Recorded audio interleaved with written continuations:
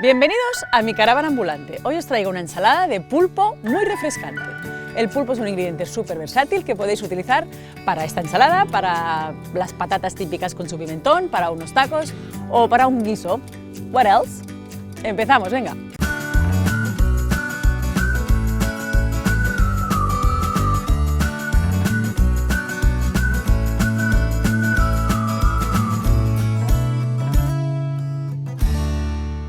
Para esta receta necesitamos pulpo ya hervido, rúcula, cebolla tierna, lima, cilantro, tomates, aceite de oliva, pimentón picante, sal y pimienta y unas tortitas para que sea más fácil comer la ensalada.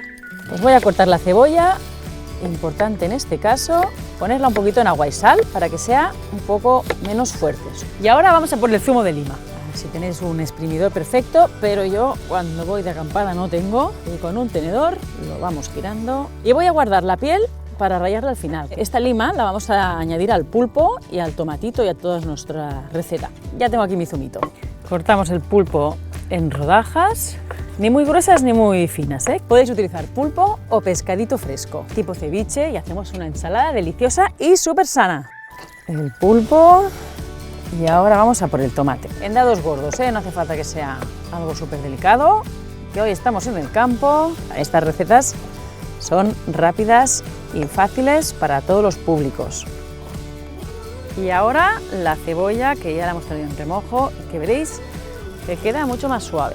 Si tenéis a alguien que no quiere cebolla, pues la dejamos aparte, pero a mí en este caso, en esta receta me encanta. Así, con las manos, sin miedo, luego nos lavamos las manos, no pasa nada.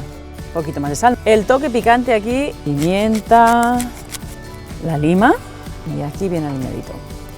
Aquí tengo cilantro de mi huertecillo, de mi terracita de casa, y colocamos aquí la rúcula y encima le ponemos la ensalada. Y ya veréis qué bueno, qué fresquito que nos va a quedar esto. Un poquito de ají o guindilla, que la podéis picar vosotros. Y ese toque maestro, el toque de la lima, que es la esencia máxima, que nos va a dar súper buen sabor. Un toque picante. Ojalá estuviese en Ocumare comiendo empanadas de cazón, esas cosas que hacen por ahí por Venezuela. Y si os gustan mis recetas de picnic, seguidme aquí, en Canal Cocina.